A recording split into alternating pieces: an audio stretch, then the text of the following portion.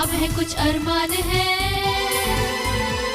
कुछ ख्वाब है कुछ अरमान है, लो है जगी एक उम्मीद की, आओ कुछ कर दिखाए, सारी दुनिया पे छाए, पाले मंजिले झूले आसमां, हमें खुद पर यकीन, अब ख्वाब हमारे ताबीर भी हमारी, अब ख्वाब हमारे ताबीर भी हमारी, अब ख्वाब हमारे ताबीर भी हमारी। है दुख्तरे नेक वो अपने ख़ानदान की, ख्वाबों से भी तेज़ दौड़ कर दिखाया।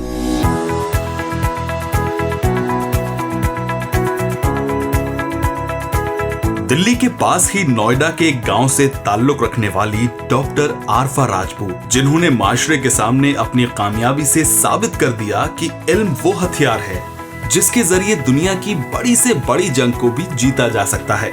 आरफा जिस खित्ते से ताल्लुक रखती हैं, वहाँ तालीम के लिए लोगों के पास जराए तो हैं, लेकिन फिक्र नहीं। आरफा एक मिडिल क्लास फैमिली की वो खातून हैं जिनके वालिदैन ने अपने बच्चों की तालीम के लिए अपने इलाके से हिजरत कर दिल्ली को अपनी पनाहगाह बनाई, ताकि उनके बच्चे तालीम हासिल करें और कामयाबी हासिल कर सकें। आरफा शुरू से ही पढ़ाई में काफी अच्छी रहीं और उसके नतीजे भी शानदार ही दिए। यही वजह रही कि आरफा राजपूत को जामिया मिलिया इस्लामिया जैसी मरकजी यूनिवर्सिटी में दाखिला मिला। आरफा ने ग्रेजुएशन, पोस्ट ग्रेजुएशन, फिर पीएचडी की डिग्री फिल्म व पॉलिटिकल साइंस से हासिल की। आज आरफा इसी इल्म की बदौलत न सिर्फ कामयाब हैं, बल्कि टेलीविजन और फिल्मों में किस तरह से कामयाबी हासिल करें उसका फन भी अपने स्टूडेंट्स को सिखाती हैं। आरफा पर यह कहावत सही साबित होती है कि इल्म की धूप प्यार की छांव से बेहतर है। नाज़रीन आदाब, मैं हूं सैयद नज़्म इकबाल और आप देख रहे हैं अपना पसंदीदा प्रोग्राम ख्वाब हमारे ताबीर भी हमारी। जैसा कि आपको पता है नाज़रीन के हम हर हफ्ते इस प्रोग्राम के तहत ऐसी खातून को लाते हैं जो अपने अपने फील्ड में, अपने अपने पेशे में कुछ मुकाम पाया हो, माशरे के लिए एक नज़ीर साबित हुई हो। नाज़रीन, हम ऐसी खातून को आपके सामने रूबरू करवाते हैं जिन्होंने अपने हालात और अपनी मुश्किल को सर करते हुए एक नई मंजिल पाई है और जिसने अपने वजूद को इतना बुलंद किया है कि आज वो हमारे माशरे के लिए एक मिसाल साबित हुई है। तो नाज़रीन, इस प्रोग्राम के तहत आज हमारी मेहमान हैं डॉक्टर आरफा राजपूत। ये वो खातून हैं जो कि उत्तर प्रदेश के एक छोटे से गांव से ताल्लुक़ रखती हैं, जिनके पूरे ख़ानदान ही नहीं, इनके पूरे गांव समाज में भी कोई ढंग से पढ़ लिख नहीं सके थे, लेकिन इन्होंने उस बैरियर को पार किया। हालांकि इनके ननिहाल में पढ़े लिखे लोग थे और वहीं से इनको जो है अपनी अम्मी के ज़रिए इनको इंस्पिरेशन मिला और इन्होंने जो है पढ़ाई करके आज उस मुकाम पे अपने आप को इस्टेब्लिश किया है और वो अपने माशरे की, अपने समाज की और अपने ख़ित्ते की वो पहली खातून है जिन्होंने जो है पीएचडी किया और समाज के साथ साथ ख़ुद का और ख़ुद के ख़ानदान का भी नाम रोशन किया।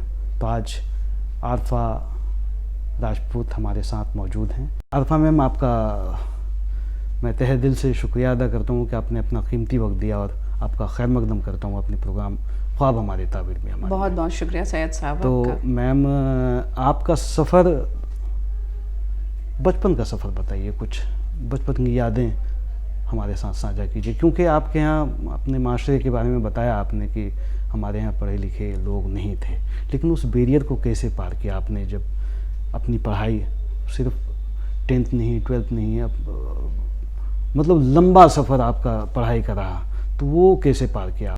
सैयद साहब, सफ़र बहुत आसान नहीं रहा है, बहुत मुश्किल सफ़र रहा है, क्योंकि मेरे पेरेंट्स नहीं होते तो शायद मैं ये सफ़र कभी भी कामयाबी के साथ हासिल नहीं कर पाती। देन उसके अलावा इस सफ़र में भाई बहन का भी साथ भरपूर रहा है, बाकी लोगों का भी साथ काफ़ी रहा है। देन उसके अलावा ये सफ़र जो है ऐसा सफ़र था जो कांटों पर चलने जैसा था, और कांटों पर जब इंसान चलता है ना तो लहूलुहान हो जाते हैं उसके कदम। और मेरे पेरेंट्स ने अपने कदमों के लहू को नहीं देखा, मगर उनको ये मालूम था कि एजुकेशन की एक्चुअली वैल्यू क्या है, माशरे में एजुकेशन, ख़ासकर लड़कियों की एजुकेशन कितनी इम्पॉर्टेंट होती है। और लड़कियों को अगर पढ़ाते हैं हम तो शायद 2 ख़ानदानों को पढ़ाते हैं, और उन ख़ानदानों को कामयाब करना था उनको। और उसके अलावा पेरेंट्स ने बहुत सारी लोगों के ताने, सोसाइटी के ताने सुने हैं और कहा है कि लड़कियों को पढ़ा के क्या करेंगे आप लोग, लड़कियां पढ़ के कहाँ जाएंगी, सिर्फ चूल्हा चौका करती हैं। रिलेटिव्स आते थे, वो ताने देकर जाते थे पेरेंट्स को कि इतना पढ़ा के क्या करेंगे लड़कियों को। तो उन लोगों ने वो ताने सुने, वो चीज़ों को बर्दाश्त किया, इतनी सारी चीज़ों को, मगर उन्होंने कभी ये सारे ताने, ये सारी प्रॉब्लम्स जो थी वो हम तक नहीं पहुंचने दी। हमको सिर्फ ये कहा कि आप पढ़िए, माशरे को रोशन कीजिए, इल्म की रोशनी से अपने आसपास के लोगों को रोशन कीजिए। उनके दिमाग में जो बुराइयां हैं, जो गलत फहमी भरी है, वो शायद इल्म की रोशनी से ही हम धो सकते हैं। बिल्कुल, बेशक बेशक। अदरवाइज़ बहुत मुश्किल होता अगर मेरे पेरेंट्स साथ नहीं होते। तो मैं अपने पेरेंट्स को, आई एम वेरी लकी कि मुझे ऐसे पेरेंट्स मिले। मैं उनको हैट्स ऑफ करती हूँ, और उनका कर्ज मैं जितना उतारूँ शायद कम है। मैम, आपने जो है फिल्मों में और पॉलिटिकल साइंस तो नहीं, एक बिल्कुल जुदा सब्जेक्ट है, ये कैसे कोरिलेट किया आपने, इसमें पीएचडी कैसे करी और क्या सोच के किया था आपने कि इससे क्या करियर के लिए क्या सोचा था आपने? करियर के लिए तो बहुत कुछ सोचा था, लेकिन वही है ना कि आपको मुकम्मल जहाँ नहीं मिलता है हमेशा। बेशक बेशक। तो डॉक्टर बनना चाहती थी मैं, लेकिन क्योंकि पेरेंट्स को इतना एक्सपोजर नहीं था कि किस तरह से कहाँ भेजना है बच्चों को स्टेप बाय स्टेप, तो क्योंकि माशरे ने बहुत ज़्यादा लैग पुलिंग किया, पीछे की साइड खींचा, तो कहा कि लड़की को हॉस्टल में नहीं पढ़ा सकती आप, वहाँ नहीं रख सकती। और मेरे गांव में सैयद साहब, मैं आपको बता दूं कि गांव में मेरे आज भी वहाँ कोई हेल्थ फैसिलिटीज़ नहीं है, कोई एजुकेशन के लिए अच्छा स्कूल नहीं है, अच्छा कॉलेज नहीं है। और आज भी लोग अगर कोई बीमार हो जाता है तो उसको 10 किलोमीटर चल के एक अच्छे हॉस्पिटल की ज़रूरत पड़ती है, तब कहीं जाके अगर बीच में वो मर जाए तो अल्लाह ही मालिक है उसका, गॉड नोज़ बेटर। आज भी वहाँ पे वही हालत है, कोई चीज़ सुने। हालांकि कहा जाए कि नोएडा का बहुत पॉश इलाके में वो एक छोटा सा गांव बसता है हमारा, मगर कोई इस पे ध्यान नहीं देता है बहुत ज़्यादा। तो इन फ्यूचर अगर हो सका तो मैं वहाँ पे एक हॉस्पिटल, और एक अच्छा हॉस्पिटल और एक बड़ा कॉलेज इस्टेब्लिश करना चाहती हूँ। आपने जो सोचा है, इतना अच्छा सोच लेके आप चल रही हैं, तो इसके लिए तो हम आपको यही कहेंगे कि अल्लाह ताला आपको इसके लिए मजबूती दे और इसमें आप कामयाब हो। मैं अब आपके पर्सनल इस पे आता हूँ कि आपकी जो सोच रही कि क्योंकि लड़कियाँ, औरतें कम ही फिल्मों में जो है डायरेक्शन पे या फिर पर्दे के पीछे काम करने वाली, हीरोइन वगैरह तो बहुत हैं, लेकिन जो डायरेक्शन में है, प्रोडक्शन टीम में है, ख़वातीन को तो कम ही देखा गया। लेकिन ये क्या सोच के आप किस फिक्र के साथ इसमें चली? सैयद साहब, फिल्म और पॉलिटिकल साइंस का कॉम्बिनेशन की आपने बात की है, तो ये क्योंकि आपका सिनेमा अगर आप देखते होंगे, फिल्में अगर आप देखते होंगे, तो उन पे पॉलिटिकल साइंस का बहुत असर दिखता है आपको। क्योंकि पॉलिटिकल साइंस बेसिकली है क्या? पॉलिटिकल साइंस हमारे आसपास में घट रही चीज़ों का, समाज का एक आईना है, वही पॉलिटिक्स है। और सेम फिल्में जो है रिफ्लेक्शन है हमारी सोसाइटी की। तो अगर आपको माशरे की सोच को चेंज करना है, समाज से बुराई को हटाना है, तो डेफिनेटली आपको फिल्मों की तरफ आना पड़ेगा। फिल्में एक ऐसा टूल है हमारे समाज का जो बहुत जल्द लोगों के दिमाग को चेंज कर देती हैं, और उनका इतना गहरा लोगों पे असर पड़ता है कि हमारे जो माशरा हम देखता है फिल्मों को, और जो लोग उससे मुखातिब होते हैं फिल्मों के कैरेक्टर्स से, तो वो एक्चुअली उनको अपनी लाइफ में, डे टू डे लाइफ में एक्चुअली जीना शुरू कर देते हैं। तो मुझे लगा कि फिल्मों के थ्रू मैं लोगों की जो गलत फहमियाँ हैं दिमाग में, लोगों के जो बहुत सारी दिमाग में चलती हैं कि हमको ये नहीं करना है, वो नहीं करना है, हमारी जो रूढ़िवादिता है, उस सोच को चेंज करना चाहती थी। मुझे लगा सबसे बेस्ट रास्ता यही है, क्योंकि बाकी जो रास्ते हैं आसान तो नहीं हैं, मगर बंदिशें हैं हाँ, उसमें बहुत सारी बंदिशें हैं, ये हैं। और खुल के जो है वो उसमें काम नहीं किया जा सकता। राइट। फिल्मों में आपको आज़ादी होती है अपनी बात कहने का बहुत अच्छा तरीका है फिल्में जो हैं, तो उसके थ्रू अगर आप अपनी बात कहेंगे तो समाज पे ज़्यादा इम्पैक्ट पड़ता है। बोलते हुए बड़ा अजीब सा लग रहा है कि आपके अब्बू ने लेग पुलिंग की वजह से समाज कि आपको मेडिकल में जाने नहीं दिया, लेकिन आप फिल्मों नहीं, उन्होंने कभी नहीं रोका हम मुझे जाने के लिए। आपको नहीं रोका, लेकिन इसका मतलब है कि आपने भी जो है वो एक आपके अंदर जो है बागी तेवर है, क्योंकि आपका जब वक्त आया तो आपने उस बैरियर को तोड़ा।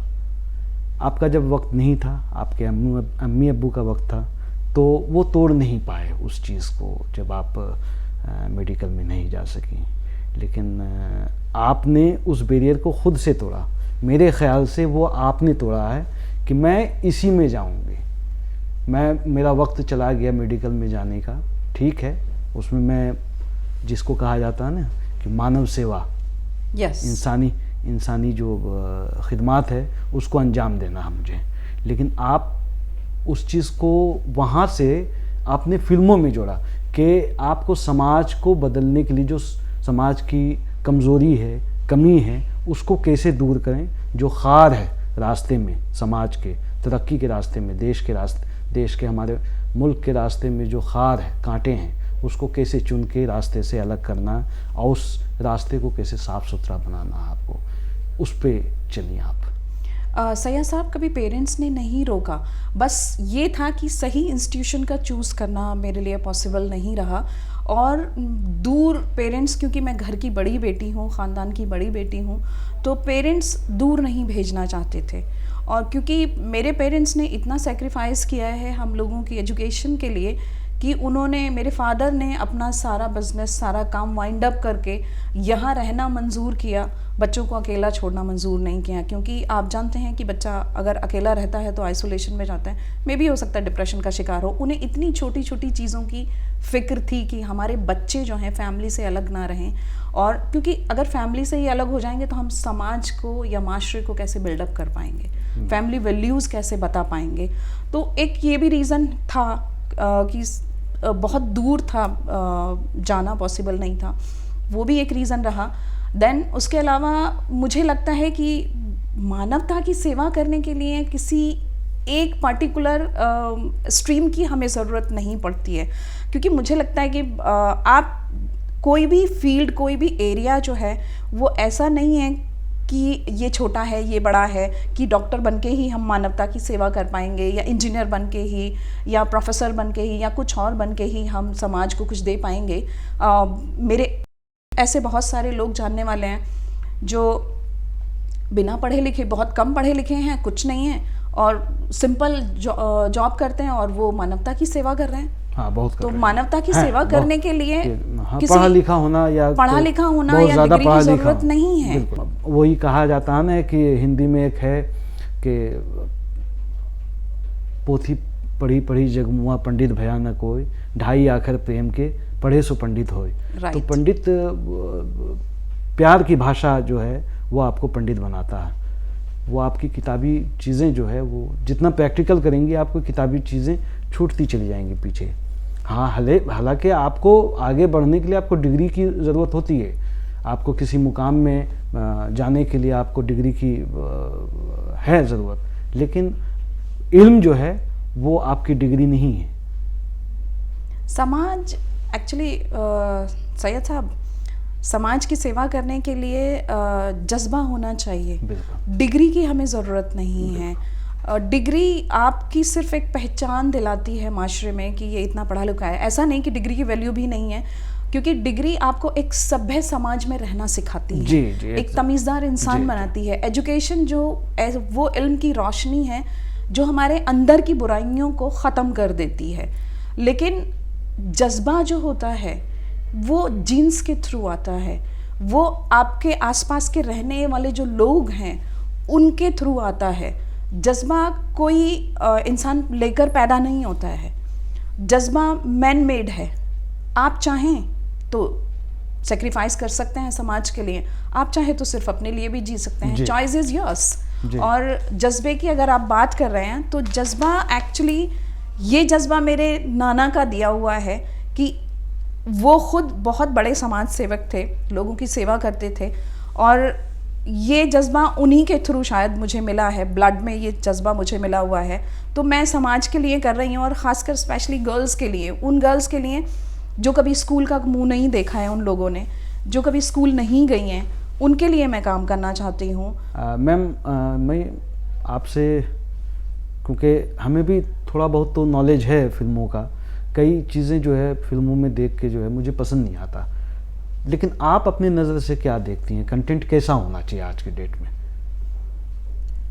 सैयद साहब, फिल्में मेरे हिसाब से कभी बुरी बनी ही नहीं है अकॉर्डिंग टू मी, क्योंकि फिल्में जो हैं हमको कड़वी सच्चाई बताती हैं समाज की।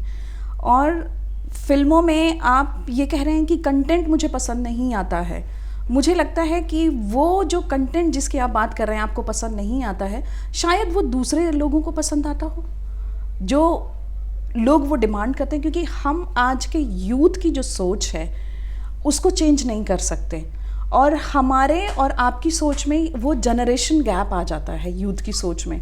मुझे लगता है कि कोई ऐसी फिल्म नहीं है जिसका कंटेंट ख़राब हो। मे भी हो सकता है कि कुछ डायलॉग्स मुझे पसंद न आए, मे भी हो सकता है कि कोई कहानी मुझे पसंद ना आए, मे भी हो सकता है कि उस तरह की जो फिल्में हैं जो बनी हैं वो मुझे पसंद ना आके बाकी लोगों को पसंद आए, यूथ को पसंद आ सकती हैं। क्योंकि जनरेशन गैप जिस तरह से होता जा रहा है, डायरेक्टर और प्रोड्यूसर क्या बनाना चाहते हैं, जो सोसाइटी की मांग है, जो डिमांड है, उसको बनाना चाहते हैं। लेकिन हाँ, ओवरऑल आप लास्ट में एक चीज़ देखिएगा कि फिल्मों का जो एक मैसेज होता है वो क्या होता है कि हैप्पी एंडिंग, आप समाज के लिए जिएं, आप दूसरों के लिए जिएं, आप अपने फैमिली के साथ अच्छे रहें, यही मोरलेस एक एंडिंग होती है। तो मैं स्टूडेंट्स को भी ये बात बोलती हूँ कि हम जब फिल्म देखने सिनेमा हॉल में आते हैं तो वहाँ कहीं ना कहीं हम अपनी टेंशन को रिलीज़ करने के लिए आते हैं। तो कोई इतनी टेंस सब्जेक्ट ना पकड़ा जाए, क्योंकि लोग हल्का फुल्का एंटरटेनमेंट करना चाहते हैं रोज़मर्रा की डे टू डे लाइफ की प्रॉब्लम्स से निकल के। इतना टेंस सब्जेक्ट ना पकड़ें जिससे कि लोग एक तो टेंशन में हैं ऑलरेडी, और ज़्यादा सिनेमा हॉल से टेंशन में निकलते वक्त डर जाएं, या क्या कहते हैं टेंशन में निकलें, या एक डिप्रेशन टाइप का लेके निकलें, भारी बोझल दिमाग से ना निकलें वो। मैम, ये पर्सनल क्वेश्चन, आप बुरा मत मानिएगा, लेकिन ये ज़रूरी भी है। इस इतने लंबे सफ़र में आपने जो मतलब इतना बैरियर पार किया, आपके वालिदैन ने समाज से लड़ के आपको इस मुकाम तक पहुंचाया, पढ़ाया लिखाया, इस लायक बनाया कि समाज में एक मुकाम पाया और मंजिल पाई आपने, कामयाबी। अब आप सिंगल ही रहना चाहती हैं या फिर शादी का क्या इशारा शादी की तरफ? जी एक्चुअली वहीं पे जा रहा है। सैयद साहब, एक्चुअली शादी जो होती है वो ऐसा कहा जाता है हमारे समाज में भी, और बाकी बुज़ुर्ग भी यही कहते हैं कि जो जोड़े होते हैं वो ऊपर से बन के आते हैं। तो शायद मैं उस जोड़े का वेट कर रही हूँ अभी तक, लाइक माइंडेड का। तो डेफिनेटली शादी कोई नेग्लेक्ट करने की चीज़ नहीं है माशरे में। देन हाँ, सफ़र मेरा जारी रहेगा, सफ़र में कोई कमी नहीं आएगी। समाज के लिए मेरे पेरेंट्स ने, मेरे नाना ने, और मैं भी, शायद मुझे ऊपर वाले ने इसीलिए पैदा किया है कि आप समाज की सेवा करेंगी, और समाज के लिए ही बनी है। तो बाकी क्योंकि कुछ लोग साथ जुड़ जाते हैं ये समझ के, चाम समझ के कि हम भी एक जोश के साथ, मगर बाद में उनको लगता है कि बहुत पछतावा हो रहा है, ये हो रहा है, तो ऐसे लोगों को मैं एंट्री नहीं देती अपनी लाइफ में। आपकी सोच अगर बड़ी है, चीज़ों को आप मैनेज कर सकते हैं और आप साथ निभा सकते हैं, ऑलवेज वेलकम। आपके सफ़र में मैम मुझे लग रहा है कि आपके नाना का बहुत योगदान है। मैं आपकी ज़बान से कई दफ़ा सुन चुका हूँ मैं कि आपकी कामयाबी, आपका सफ़र, आपकी पढ़ाई, आपके अंदर जो तहज़ीब और तमद्दुन है, आपका जो अपना व्यक्तित्व जिसे कहा जाता है, पर्सनालिटी है, उसमें नाना का बहुत रिफ्लेक्शन है आपके नाना का। है क्या ऐसा?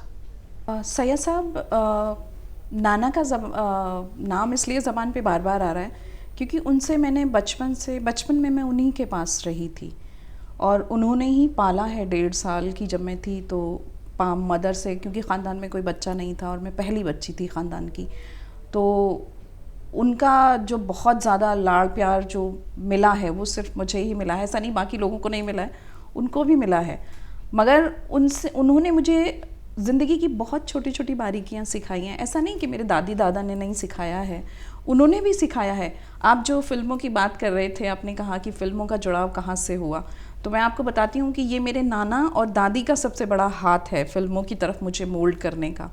कि दादी को श्रीदेवी बहुत पसंद थी, रेखा बहुत पसंद थी, डाई हार्ट फ़ैन थी।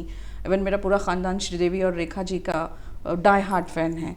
और मेरे नाना हमेशा BBC सुना करते थे। वो सारी चीज़ें जो हैं, वो छोटी छोटी चीज़ें जो हैं मेरे अंदर वहाँ से आती गई। तो बहुत छोटी सी थी मैं, तो रेडियो में जब न्यूज़ सुनते थे वो रात में लेट नाइट BBC से, तो मुझे ये लगता था कि आखिर ये एक छोटा सा एक इक्विपमेंट टाइप का है, डब्बा टाइप का है, ये कैसे बोलता है। तो वो क्रियोसिटी जो थी वो वहाँ से पैदा हुई है। तो ये सारी चीज़ें जो हैं, और हाँ, नाना का ज़्यादा रोल है मेरी लाइफ में क्योंकि उनके पास मैं ज़्यादा रही हूँ। तो दादी हमेशा श्रीदेवी और रेखा को देख के कहती थी कितनी प्यारी एक्टिंग करती हैं, कितनी, किसी भी रोल में उनको आप कोई भी रोल दे दीजिए तो उसके साथ जस्टिफिकेशन जो है वो सबसे बेस्ट होता है। तो ये चीज़ जो है वो ऐसा नहीं कि एकदम आ जाती हैं, ये आपकी जो आसपास का माहौल होता है वो उससे आती हैं। तो रिफ्लेक्शन नाना का इसलिए ज़्यादा है क्योंकि नाना शुरू से ही चीज़ों को, मुझसे बहुत ज़्यादा लगाव था उनका, और नाना की ये हालत होती थी मेरी कि मैं नाना के बिना रह नहीं पाती थी कभी भी। तो नाना हमेशा मेरे साथ ही रहते थे। तो वो नाना जैसे जाते थे तो मैं रोना शुरू कर देती थी, छोटी सी थी, नाना के पीछे भागना, ये सब चीज़ें। तो ऑब्वियस सी बात है, आप जिसके पास ज़्यादा रहेंगे उससे आपका ज़्यादा लगाव होता है। एजुकेशन का एक जो पीक होता है उस पे वो हमको ले यूटिलाइज किया उन्होंने। इस वजह से आज आप जो कामयाबी के मुकाम पे हैं वो राइट, उन्होंने यही सपना सोचा था और शायद कामयाब भी हैं वो, और कामयाब हैं, हमेशा रहेंगे। उनके सपने कभी रायगा नहीं जाएंगे। मैम, मैं ये जानना चाहता हूँ कि क्या यही आपको बनना था, यही करना था, या कुछ और भी सोच रखा था आपने? कुछ मलाल, कुछ दुख? सैयद साहब, किसी चीज़ का दुख नहीं है, कोई मलाल नहीं है। मैं जहाँ हूँ आज बहुत खुश हूँ, हैप्पी हूँ। और अल्लाह ताला आपको और खुश रखे। लेकिन मैं ये जानना चाहता हूँ कि क्या यही बनना चाहती थी आप, या कुछ और सोच रखा था आपने, या सोचा है अभी? बनने के लिए बहुत बड़ी ज़िंदगी पड़ी है, और जो मैं बनी हूँ आज यही सोचा भी था। और मैं जहाँ हूँ, सैयद साहब, सोच को हमेशा पॉजिटिव रखना चाहिए। मेहनत में कमी नहीं होनी चाहिए आपकी। डेडिकेशन और मेहनत हमेशा चरम सीमा पे होना चाहिए। अगर उसमें कमी आ गई तो आप जो बनना चाहते हैं ना, तो अपने सपने बिखर जाते हैं। सपनों को बिखरने नहीं देना है। आप कुछ भी बनिए, कोई भी पोस्ट, एजुकेशन का कोई भी फील्ड छोटा नहीं होता है, वो बड़ा ही होता है। बिल्कुल बिल्कुल। आप उसको बड़ा बना सकते हैं, आप अच्छा बना सकते हैं। आपके अंदर जज्बा होना चाहिए। कोई ये नहीं कि, मैंने जैसा पहले भी कहा आपसे कि आपकी पढ़ाई कभी बेकार नहीं जाती है। नहीं, मेरी पढ़ाई बेकार नहीं जाएगी, और नहीं लगती मुझे बेकार। क्यों जाएगी पढ़ाई? कभी नहीं। आप किसी की भी अगर Definitely. पढ़ रहे हैं आप तो वो बेकार नहीं जाती है, Knowledge is a वो power. कहीं ना कहीं काउंट होगा और वो आपको पे करके जाएगा। राइट। ये सच है, ये बिल्कुल किसी बुजुर्ग ने सही कहा, जो अब हमें जो है अपने लाइफ में इसको इस्तेमाल करना चाहिए। खैर, अब नाजरीन को क्या मैसेज देना चाहेंगी आप, जो वालिदैन अपने बच्चों को पढ़ाते भी हैं, कुछ सकुचाते भी हैं बाहर भेजने के सिलसिले में कि दुनिया ऐसी है वैसी है, पैसे नहीं हैं, या क्या करना चाहिए हमें, क्या नहीं करना चाहिए। तो बच्चों की तालीम के सिलसिले में हम चाहते हैं कि आप कुछ बताएं कि बच्चों को क्या कैसे करना चाहिए। सैयद साहब, बच्चा कोई भी करियर अडॉप्ट करे, एक तो उस पर बंदिश नहीं लगानी चाहिए, उसको कभी डीमोटिवेट नहीं करना चाहिए। दूसरी चीज़ ये कि वो जो सोच रहा है, उसका जो सपना है, उसको एक्चुअली आगे बढ़ाने के लिए आपको मोटिवेट करना बहुत ज़रूरी है, क्योंकि मोटिवेशन लेवल अगर उसका पेरेंट्स का साथ रहेगा उसके साथ, तो बहुत बहुत अच्छा लगेगा, और वो जो चाहता है उसी फील्ड में वो आपको दुनिया का सबसे कामयाब इंसान होकर दिखाएगा, चाहे वो लड़की है या लड़का है। बस सोच पे बंदिशें नहीं लगाइए, क्योंकि एक इंसान को जो चीज़ चाहिए वो ये है कि आप कहीं भी चले जाइए, कितने भी कामयाब क्यों ना हो, मगर इंसान ज़रूर रहिए, अपनी इंसानियत कभी मत खोइए। अगर आप इंसान रहेंगे तो आप दुनिया की हर कामयाबी, दुनिया की हर वो बड़ी पोस्ट जिसे आप चाहते हैं वो इजीली अचीव कर लेंगे। और अपने काम के लिए हमेशा ईमानदार रहिए, क्योंकि आपकी ईमानदारी ही लास्टली पे करके जाती है। आप दुनिया में रहें या ना रहें, आपके वर्ड्स, आपकी ईमानदारी, आपका डेडिकेशन, ये सब हमेशा रहेंगे और लोग आपको याद करेंगे। तो यादगार इंसानों की लिस्ट में आइए, गुमनामी की लिस्ट में कभी मत शामिल होइए। यही मेरा मैसेज है आप सबके लिए। हिम्मत मत हारिए, रास्ते अपने आप खुल जाएंगे। कहते हैं ना कि खुदी को कर बुलंद इतना, तू हर तकदीर से पहले खुदा बंदे से खुद पूछे, बता तेरी रज़ा क्या है। मैम, आपने अपना कीमती वक्त दिया, हम आपके ममनून हैं, मशकूर हैं। आपका बहुत बहुत शुक्रिया मैम।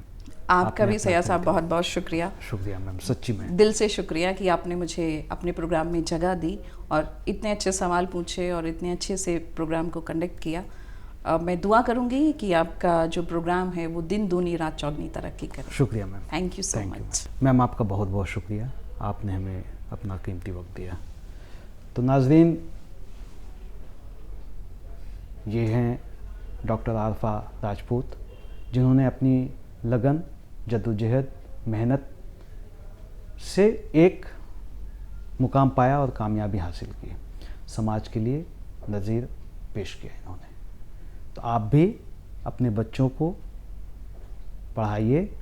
तालीम वो हथियार है जो कि इंसान को कामयाब तरीन समाज के सामने बना के पेश करता है।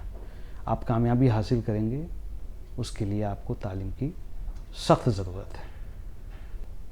तो नाज़रीन, इस प्रोग्राम का अख्ताम मैं इस शेर के साथ करना चाहूँगा कि बेड़ियाँ तोड़कर जो ज़माने से लड़ा करता है, सुरखरू होता है उन्हीं का जमाल। सादगी वो सच्चाई से की गई हूँ गर तदबीरें, अंजाम भी उसका दिलकश ही हुआ करता है। अगले हफ्ते फिर किसी शख्सियत के साथ आपके सामने रूबरू होंगे। तब तक के लिए अल्लाह हाफ़िज़।